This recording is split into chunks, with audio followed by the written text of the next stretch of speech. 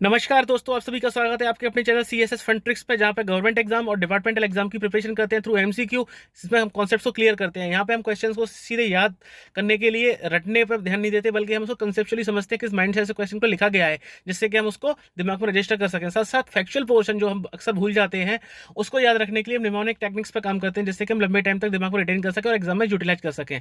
दोस्तों, हमारे लीव पर 3 वीडियोस आ चुके हैं। ये हमारा आखिरी वीडियो है, इसके बाद हमारा लीव पोर्शन खत्म हो जाएगा और इसको करने के साथ साथ ही आप लोग जो है पूरा लीव को समझ सकते हैं और किसी और डॉक्यूमेंट की आपको जरूरत नहीं पड़ेगी। तो आज का हम स्टार्ट करते हैं।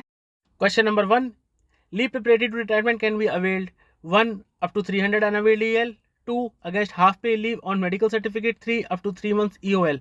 Options are A 2 and 3 only, B 1 and 2 only, C 1 and 3 only, and D all of the above, and the right answer is B 1 and 2 only। यानी कि लीव प्रिपरेटरी टू रिटायरमेंट जो होती है, हम मैक्सिमम 300 अनअवेल्ड EL के against ही कर सकते हैं, क्योंकि 300 EL का ही हमको लीव इनकैशमेंट मिलता है।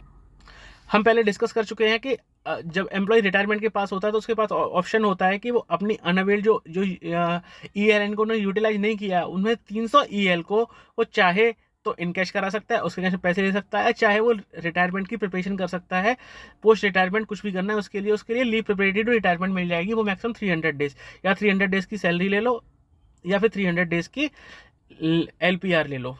दूसरा, अगेंस्ट हाफ पे लीव ऑन मेडिकल सर्टिफिकेट, हाँ हाफ पे लीव के अगेंस्ट भी ले सकते हैं मेडिकल सर्टिफिकेट पे, वो भी मिल जाती है। और अप टू 3 मंथ EOL नहीं मिलती हैं इस केस में, क्योंकि EOL तो रिटायरमेंट के टाइम पे वैसे भी नहीं मिलती हैं। तो ये स्टेटमेंट गलत था। चलते हैं क्वेश्चन नंबर 2 पर। विच of the following is correct about ad hoc employees. अब यहाँ पे एडॉक एम्प्लॉइज की बात कर रहे हैं। 1, EL granted at the rate of 2.5 पर completed month. 2, leave encashment at termination of service is not allowed. 3, if ad hoc appointment continues beyond 3 years without break, the leave benefits will be at par with temporary employees. Options are A 2 and 3 only, B 1 and 2 only, C 1 and 3 only, and D all of the above, and the right answer is D all of the above। ये सारे statement सही हैं। यानी कि जो ad hoc employ होते हैं उसको EL मिलती है 2.5 पर completed month.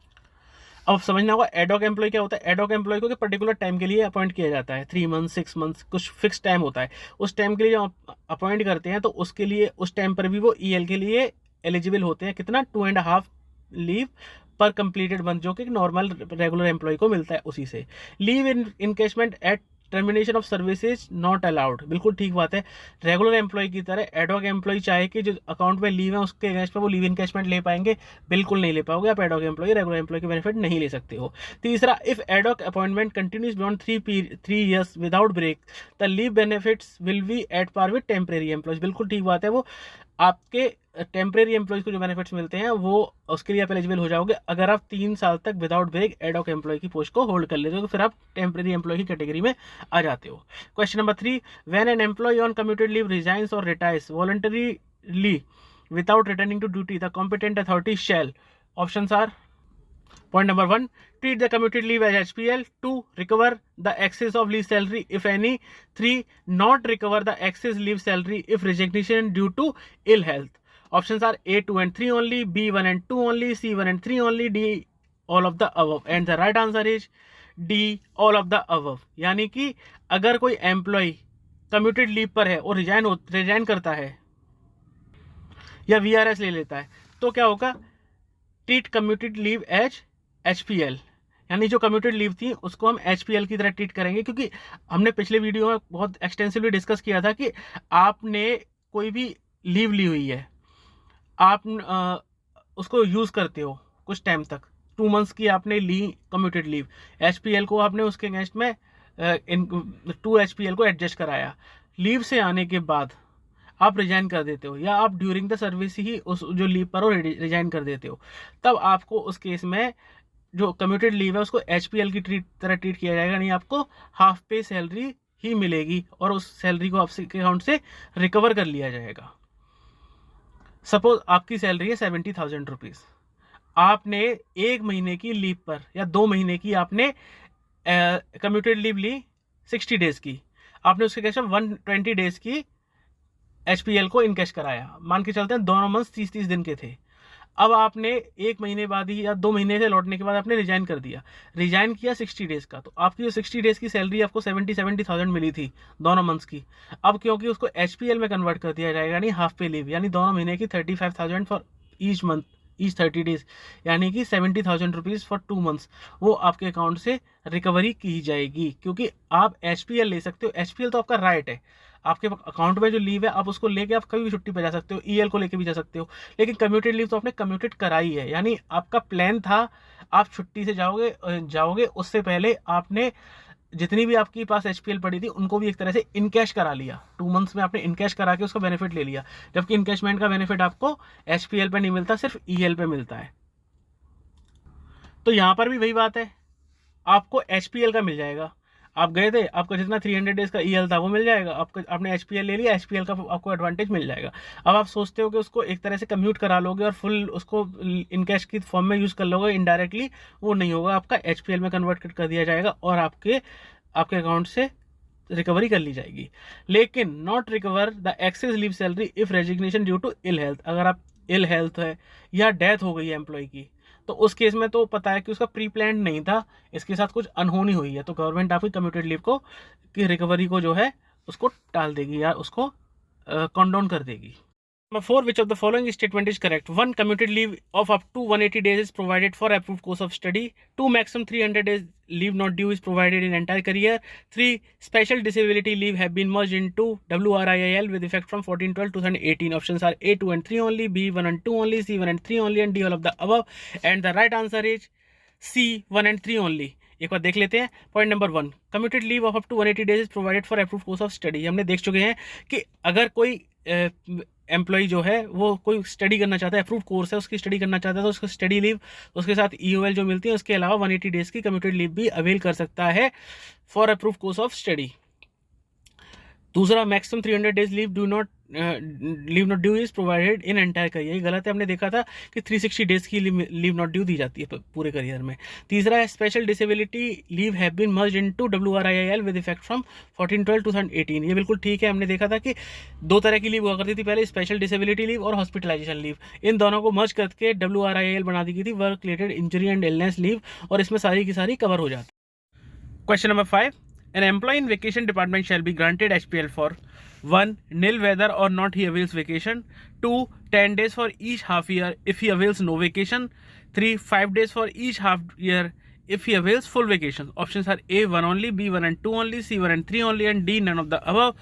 And the right answer is A, 1 only.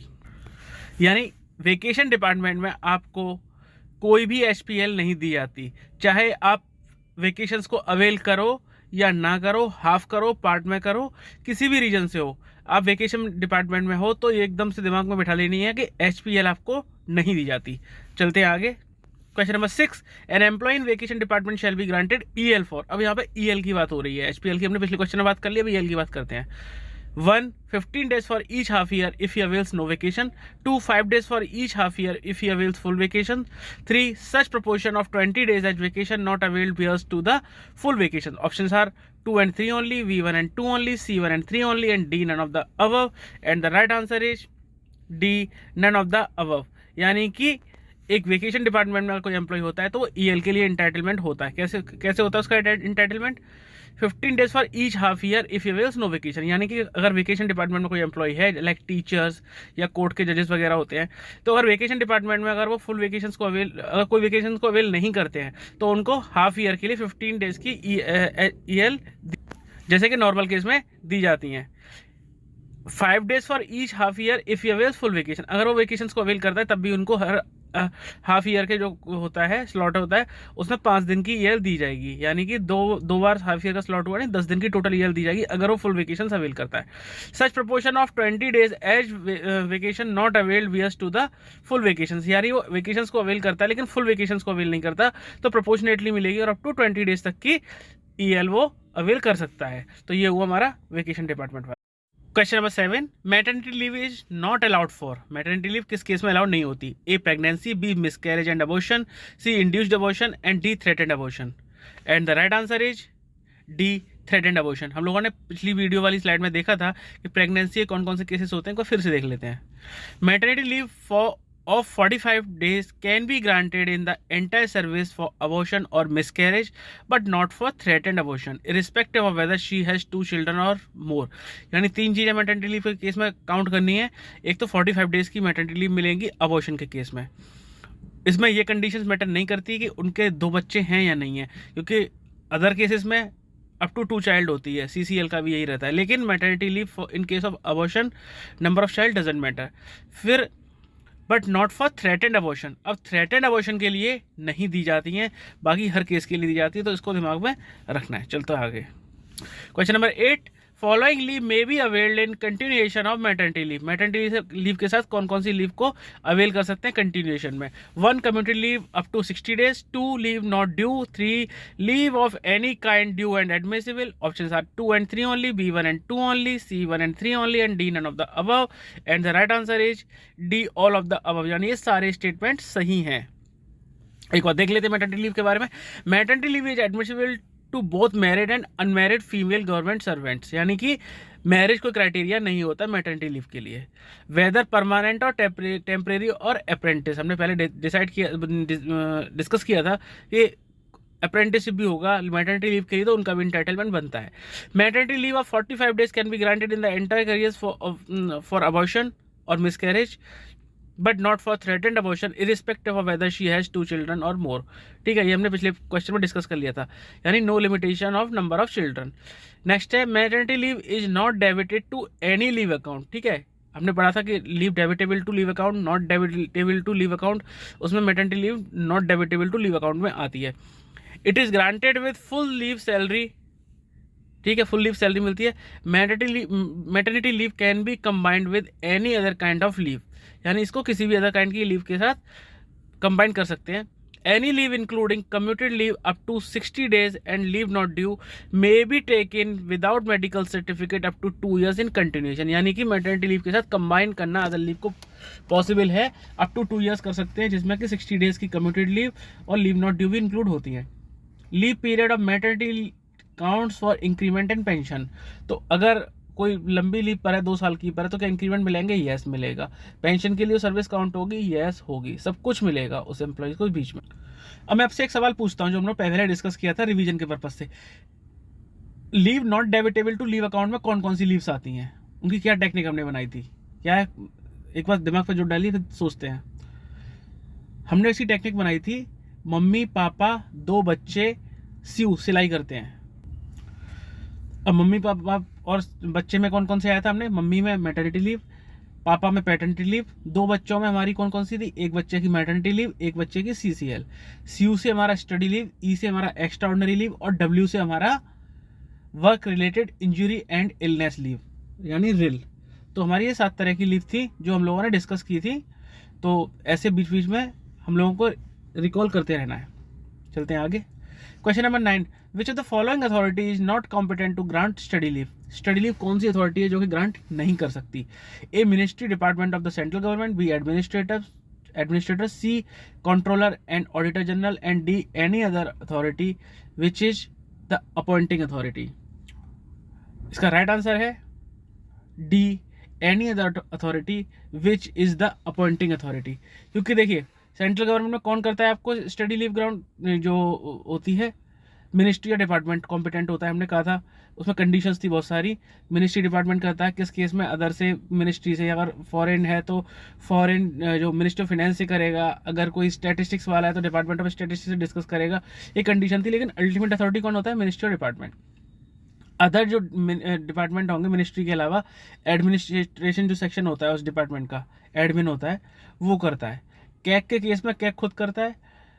अब 4th ऑप्शन है appointing authority. Appointing authority appointment का करती है, डिसिप्लिनरी प्रोसीडिंग्स देखती है, लेकिन लीव का नहीं देखती. इसलिए लीव का जो आएगा इसका आंसर होगा डी, अपॉइंटिंग अथॉरिटी. चलते हैं आगे. Question number 10, leave salary in respect of leave not due is payable at the rate.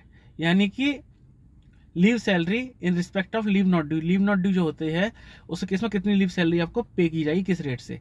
A equal to pay last drawn before proceeding on leave, B equal to half pay last drawn before proceeding on leave, C equal to 1/4 pay last drawn before proceeding on leave and D nil. And the right answer is B, half pay last drawn. हमने discuss किया था leave not due के, जो हमने discuss किया था video number 2 में हमने, कि हाफ पे लीव जब हमारे अकाउंट में नहीं होती हैं तब हम लीव नॉट ड्यू को लेते हैं। तो वो किसके अगेंस्ट में सेटल होती हैं? वो हाफ पे लीव के अगेंस्ट में होती हैं। तो हाफ पे लीव की हमें सैलरी मिलती है इस केस में।